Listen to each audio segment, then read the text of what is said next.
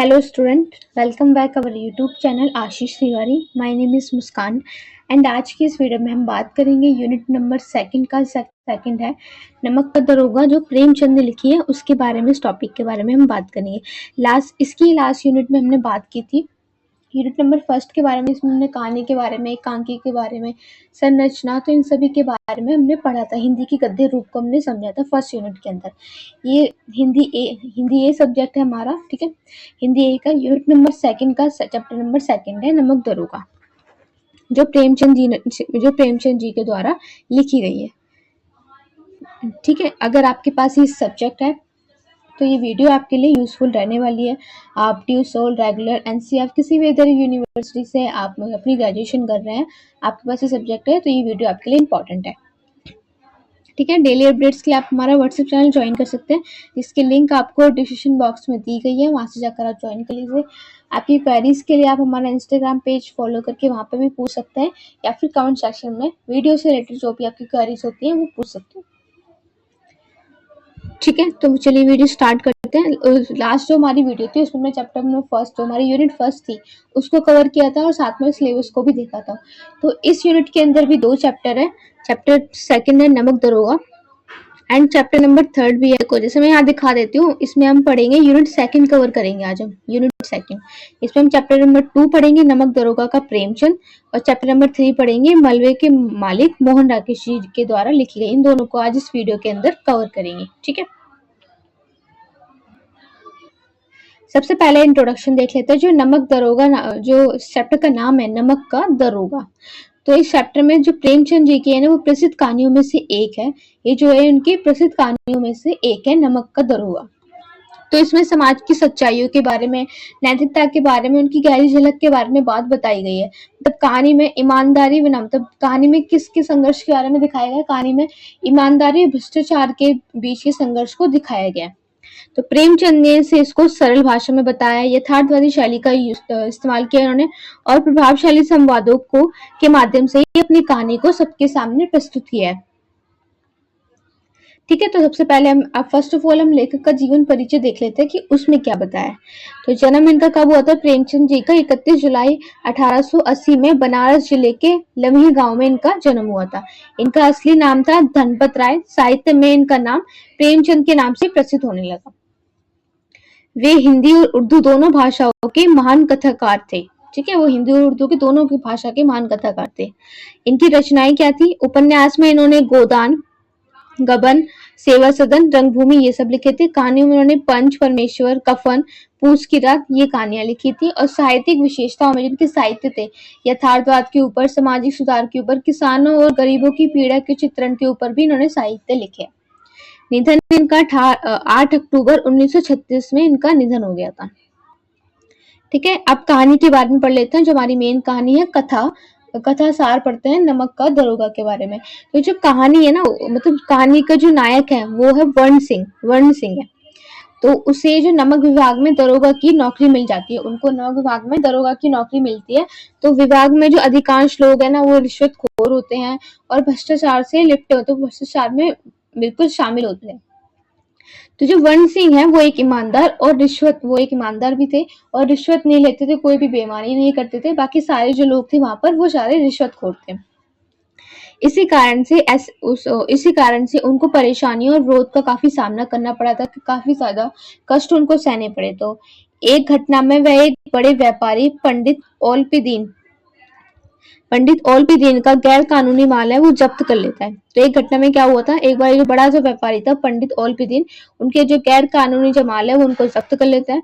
व्यापारी जिसका माल जब्त कर लेता है, तो व्यापारी उसे रिश्वत देने की कोशिश करता है। किसने जब्त किया था? ये जो वर्ण सिंह है, जो बहुत ईमानदार व्यक्ति है, उस वहां पर नमक के दरोगा में जहाँ उनको नौकरी मिलती है, तो उस ऑफिस में, जैसे मैंने आपको बताया कि वहां पे सारे जो रिश्वतखोर, बेईमान, भ्रष्टाचारी से सारे ऐसे लोग मिलेंगे। लेकिन जो वर्ण सिंह है वो एक ईमानदार व्यक्ति थे, वो रिश्वत नहीं लेते थे। तो एक बार जो एक बड़ा व्यापारी था जिसका नाम था पंडित औलपीदीन, उनका जो गैर कानूनी जो माल था वो जब्त कर लिया था वर्ण सिंह ने। तो वो जो व्यापारी है उसे रिश्वत देने की वो कोशिश करते हैं, लेकिन वो रिश्वत लेने से इनकार कर देते हैं। तो बाद में वही व्यापारी उसकी ईमानदारी से प्रभावित होकर उसका समर्थक बन जाता है, उसके साथ में आ जाता है। ठीक है, तो कहानी के अंत में आपको क्या संदेश मिलता है कि ईमानदारी भले ही शुरू में बहुत परेशानी देती है, कष्ट देती है, संघर्ष करना पड़ता है उसके लिए, लेकिन अंत में जाके जीत किसकी होती है? ईमानदारी की ही जीत होती है। ठीक है, कथा शिल्प एंड समीक्षा के बारे में पढ़ेंगे।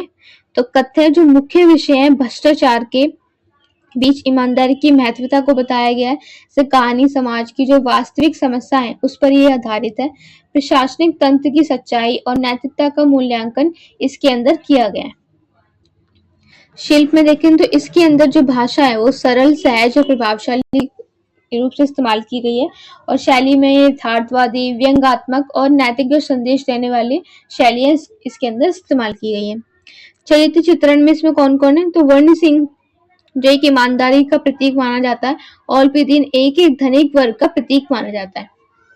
ठीक है, संवाद में सजीव और परिस्थितियों के अनुरूप ही इस्तेमाल हुआ है, और कथांक में सीधा, रोचक और शिक्षाप्रद के रूप से कथांक का इस्तेमाल हुआ है। निष्कर्ष क्या है इस कहानी का? जो नमक का दरोगा जो कहानी है ना, वो केवल एक कहानी नहीं है, बल्कि समाज को वो एक आईना दिखाने वाली रचना है, जिसमें प्रेमचंद जी ने बताया है कि जो ईमानदारी है वो कठिनाई लाती जरूर है, लेकिन अंत में जीत उसी की होती है। तो ये कहानी आज भी प्रशासन, राजनीति और समाज के लिए प्रशंसनीय है, मतलब प्रसिद्ध है, उनके लिए एक प्रेरणादायक भी है। प्रेमचंद की यही रचना साहित्य को सामाजिक उद्देश्य से जोड़ने के लिए उत्कृष्ट उदाहरण भी है। ठीक है, तो ये हमारा जो सेकंड चैप्टर है ये कंप्लीट हो गया है। अब नेक्स्ट हम थर्ड चैप्टर को देख लेते हैं, इसका नाम है यूनिट सेकंड का ही थर्ड चैप्टर है। इसके अंदर 2 चैप्टर है, जैसे मैंने अभी आपको बताया था।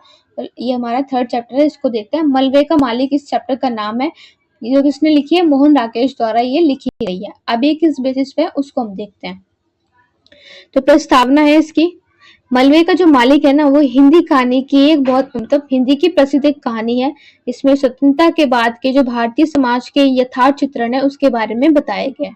कहानी मानवीय संबंधों के बारे में, अकेलेपन और जो टूटते रिश्ते हैं उनकी सच्चाइयों को सामने लाने की बेसिस पर इसमें बताया गया। तो ये जो कहानी है ये आधुनिक जीवन की विडंबना और बदलते जो सामाजिक जो मूल्य है उसके लिए एक आईने के समान रूप में सामने आया है।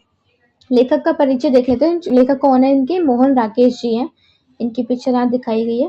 तो जन्म इनका 8 जनवरी 1925 में अमृतसर में हुआ था, और ये हिंदी साहित्य में नए नाटक आंदोलन के प्रमुख में इनका नया स्तंभ स्थापित हुआ है। तो उन्होंने कहानी, नाटक, उपन्यास तीनों विधाओं में भी लेखन लिखा है। इनके उपन्यास भी हैं, कहानी भी है, नाटक भी मिलेंगे आपको हिंदी साहित्य के अंदर।